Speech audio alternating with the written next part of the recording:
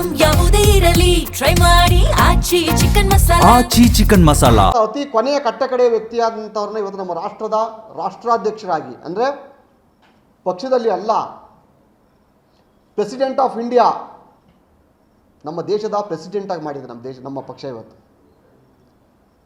ನಮಗೆ ವ್ಯಕ್ತಿಯ ನಡೆ ನುಡಿ ಗುಣದ ಮೇಲೆ ಗೌರವ ಇದು ಭಾರತೀಯ ಜನತಾ ಪಕ್ಷಕ್ಕೆ, ದುಡ್ಡಿ ಅಲ್ಲ. ಆರ್ ಅಶೋಕ್ ಅವರು ಮೈಕ್ ಹಿಡಿದಾಗ ನೂರಾರು ರೀತಿ ಉತ್ತರವನ್ನು ಕೊಡ್ತಾರೆ. ನಾನು ಅಶೋಕ್ ಅವ್ರಿಗೆ ಕೇಳಲಿಕ್ಕೆ ಇಚ್ಛೆಪಡ್ತೀನಿ, ನಾಯಕರೇ, ನೀವೊಬ್ಬ ವಿರೋಧ ಪಕ್ಷ ನಾಯಕರಾಗಿ ನೀವು ಮುಖ್ಯಮಂತ್ರಿಗೆ ಸರಿಸಮಾನವಾಗಿ ನಿಲ್ಲಬೇಕಾದಂಥವ್ರು. ನಿಮ್ಮಲ್ಲಿ ಯಾಕೆ ಶಾಸಕರನ್ನ ಹಿಡಿತದಲ್ಲಿ ತಗೊಳಕ್ಕಾಗ್ತಾ ಇಲ್ಲ? ನಿಮ್ಮಲ್ಲಿ ಆಗ್ತಿರೋ ವೈಫಲ್ಯಗಳಾದ್ರೆ ಏನು?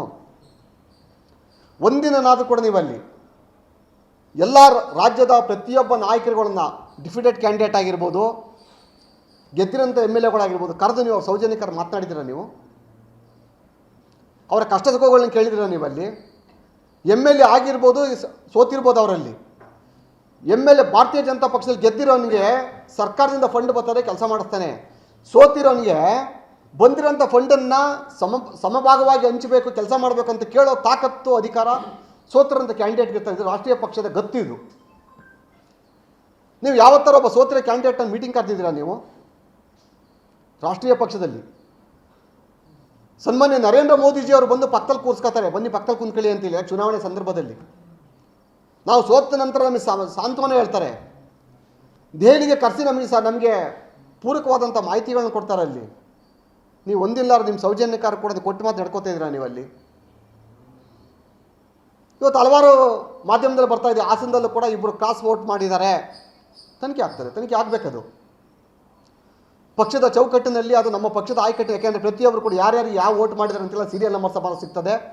ಯಾರಿಗೆ ಟಿಕ್ ಮಾಡಿದ್ರೆ ಅಂತ ಅದು ಸಿಗ್ತಾರೆ. ಆಲ್ರೆಡಿ ನಮಗೆಲ್ಲ ಕೆಲವು ಮಾಹಿತಿ ಬಂದಿದೆ. ಅಲ್ಲಿ ಅದು ಯಾಕೆ ಕ್ರಾಸ್ ವೋಟ್ ಮಾಡಿದ್ರೆ ಅಂತ ಅದನ್ನು ವಿಚಾರಣೆ ಮಾಡ್ತಾರೆ. ಪಕ್ಷದ ಚೌಕಟ್ಟಲ್ಲಿ ವಿಚಾರಣೆ ಮಾಡಿ ಅವ್ರ ಮೇಲೆ ಏನು ಕ್ರಮ ತಗೋಬೇಕಾಗ್ತದೆ. ಅಲ್ಲಿ ನಾನು ಒಂದು ಹೇಳ್ದಂತ ಅಂದಲ್ಲಿ ಕ್ರಾಸ್ ವೋಟ್ ಮಾಡಿದಾಗೆಲ್ಲ ಕ್ರಮ ತಗೊಳಕ್ಕೆ ಹೋದ್ರೆ ನೀವಲ್ಲಿ ಅವ್ರ ಕಷ್ಟ ಸುಖನೇ ಕೇಳ್ದು ಹೋದ್ಮೇಲೆ ನೀವಲ್ಲಿ ಇದು ಬದರೆಲ್ಲ ಕ್ರಾಸ್ ವೋಟ್ ಮಾಡ್ತಾರೆ. ಆಗ ನೆಕ್ಸ್ಟು ಜವಾಬ್ದಾರಿ ಅಲ್ವಾ, ಪಕ್ಷದ ರಾಜ್ಯಾಧ್ಯಕ್ಷ ಜವಾಬ್ದಾರಿ ಅಲ್ವಾ?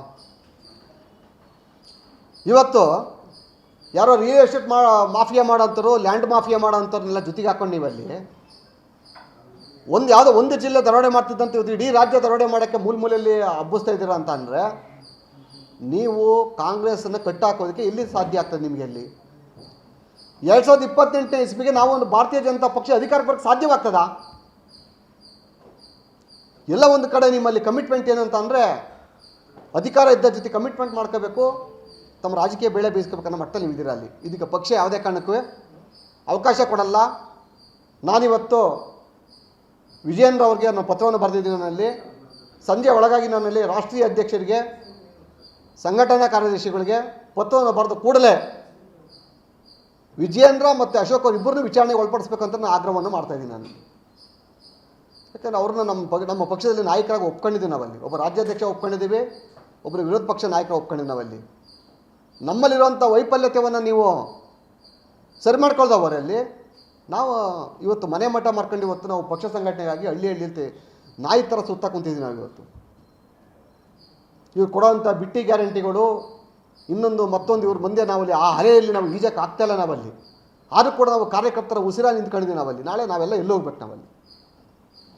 ನಾವು ಯಾವುದೋ ಪಕ್ಷದ ಕೋಟಿಗಳ ಫಂಡ್ ತಂದಿಲ್ಲ. ರಿಯಲ್ ಎಸ್ಟೇಟ್ ಮಾಫಿಯಾ ಮಾಡ್ಕೊಂಡು ಸರ್ಕಾರಿ ಗೋಂಬಳವನ್ನು ಯಾರ ಬೇನಾಮಿ ಹೆಸರು ಮಾಡಿ ಮಾರ್ಕೆಂದು ಕೋಟಿಗಳ ದುಡ್ಡು ತಗೊಂಡು ನಾವೆಲ್ಲೋ ದೊಡ್ಡ ದೊಡ್ಡ ಕಾಂಪ್ಲೆಕ್ಸ್ನ ಬಿಲ್ಡಿಂಗ್ ಮಾಡ್ಕೊಂಡು ಇಲ್ಲೆಲ್ಲರೂ ಕೋಟ್ಯಾಂತರ ರೂಪಾಯಿ ಬಂಡವಾಳ ಹಾಕ್ಕೊಂಡು ಬಡ್ಡಿ ಬಿಟ್ಕೊಂಡಿಲ್ಲ ನಾವೆಲ್ಲ.